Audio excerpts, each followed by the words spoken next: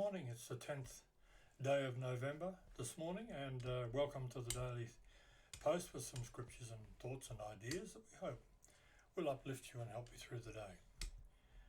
The scripture to start us is from Psalm 7 and verse 11. O Lord my God, in thee do I put my trust. Save me from all them that persecute me and deliver me. If you're reading the Bible in a year today, you need to read Jeremiah chapters 48 and 49 and Hebrews chapter 7. Some thoughts for the day. It doesn't work to leap a 20-foot chasm with two 10-foot jumps. We can't do great things in this life. We can only do small things with great love. When you are swept off your feet, land on your knees. The motivational thought for today. If you can dream it, your mind is already there. On this day, in 1775, the United States Marine Corps was founded in America. And in 1903, the windshield wiper was patented. In World War II,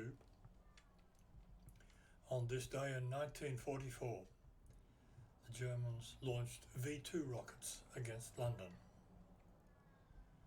And in 1989, on this day, following the East German government's decision to allow free access between the east and west of Germany, bulldozers began to demolish the 28-year-old Berlin Wall.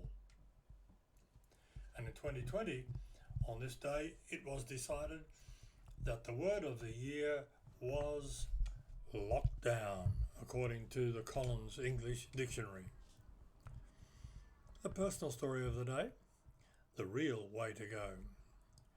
Some people feel like a small pebble lost in the immensity of a great valley. But no matter how insignificant we judge ourselves to be, we can be greatly used by God. In a sermon in 1968, early in the year, Martin Luther King Jr. quoted Jesus' words from Mark 10 about servanthood. Then he said, "Everybody can be great because everybody can serve. You don't have to be a college degree to serve. You don't have to make your subject and verb agree to serve. You don't have to know about Plato and Aristotle to serve.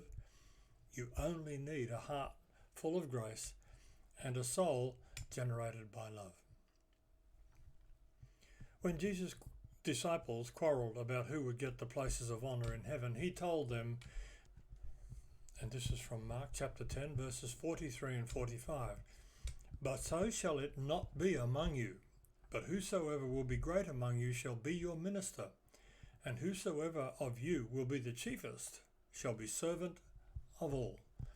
For even the Son of Man came not to be ministered unto, but to minister and to give his life a ransom for many." I wonder about us. Is that our understanding of greatness?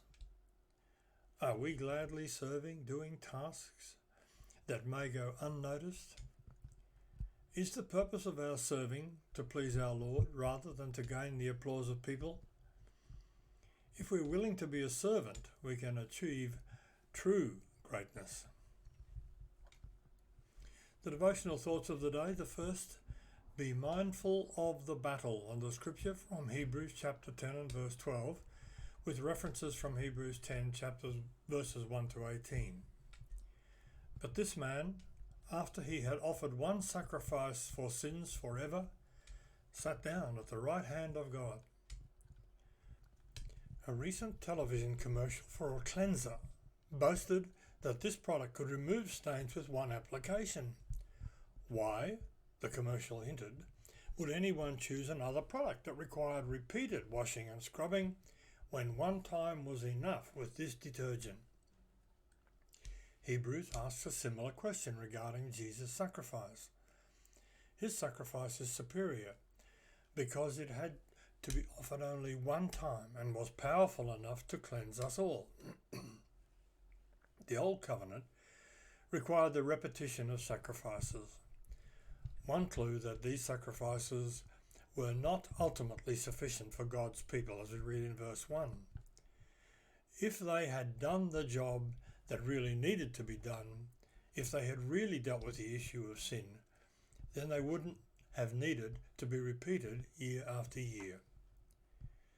In fact, the sacrifices in some way only made the problem more acute, since rather than cleansing the conscience of the worshippers, they only reminded them of their sins. The sacrifices simply couldn't take away sin, as we read in verses 3 and 4.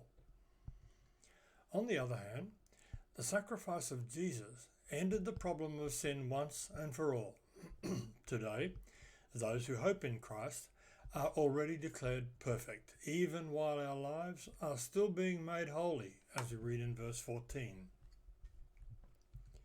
Theologians describe this as the distinction between justification and sanctification. If we have truly become sharers in Christ through his sacrifice, we are perfect or justified in God's eyes. However, we still wrestle with the power of sin in our lives. The more we walk with Christ and his people, the more we are assured of our holy status.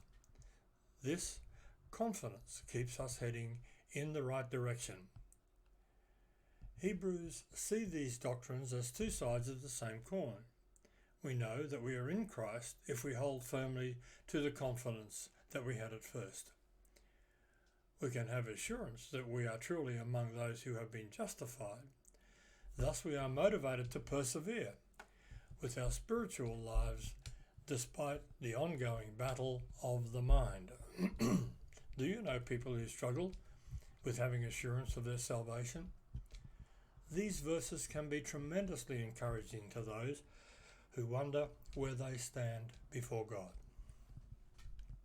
A second thought, strong in the power of the Lord's might, and the scripture from Ephesians chapter 6 and verse 10.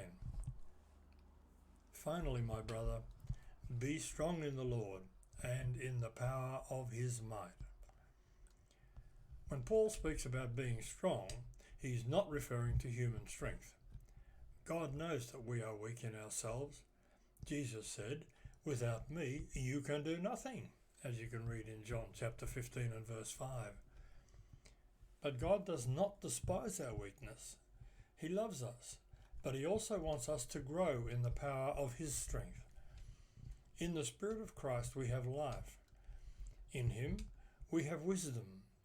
He is our strength. We need strength and power to do the things the Lord desires of us and to resist all that tries to hinder us. This is why we are awarded access to God's mighty power. It pleases God to allow his power to be revealed in human weakness. Then he receives the glory. He does not receive glory because we are weak. He receives glory because we in our weakness are open to his power. In 2 Corinthians chapter 4 and verse 7, Paul says, but we have this treasure in earthen vessels, that the excellency of the power may be of God and not of ourselves. Too often we focus on the weak and lamentable earthen vessel, but God focuses on the treasure within. That treasure is the mind of Christ, the power of the Spirit, and the abundance of life. The fact that the vessel is weak merely confirms that it is God who has placed his treasure in it, and it is the treasure within that we are to make use of. We must not resist the Spirit's prompting to grow and become stronger in the Lord. We need to ask the Lord to rid us of any contempt of strength and remove any self-pity or unwillingness in our lives. In order to obey God, we need to become even stronger in the Lord. It is so wonderful that this power is available to us and is found in us. One bit of humour for today. Sherlock Holmes and Dr. Watson had gone camping. So they pitched their tent under the stars and drifted off to sleep. Somewhere in the middle of the night, Holmes woke Watson up and said, "I say, Watson, look up at the sky and tell me what you see." Watson replied, "I see millions and millions of stars." Holmes said, "And what do you deduce from that, Watson?" Watson replied, "Well, if there are millions of stars and even a few other planets, it's quite likely that there are some planets like Earth out there and maybe even some life." Holmes replied, "Well, I say, Watson, all of that's true, but you're rather dull. What it really means is that someone has stolen our tent." Facts of the day. The human brain has a storage capacity of 100 trillion bits of information, equal to the information contained in about 500,000 sets of the Encyclopedia Britannica. The whites of eggs and the deadly venom of rattlesnakes contain the same chemical constituents in the same proportion. That's why you should always turn egg whites into pavlovas before eating them. A closing thought for today. Lord, let me never be too busy to support or uphold your people. Thank you for being with us this morning, and we do hope and pray that the daily posts will be uplifting and helpful through the day for you. We also hope that you will have a blessed day, and we look forward to seeing you again tomorrow morning. Bye for now.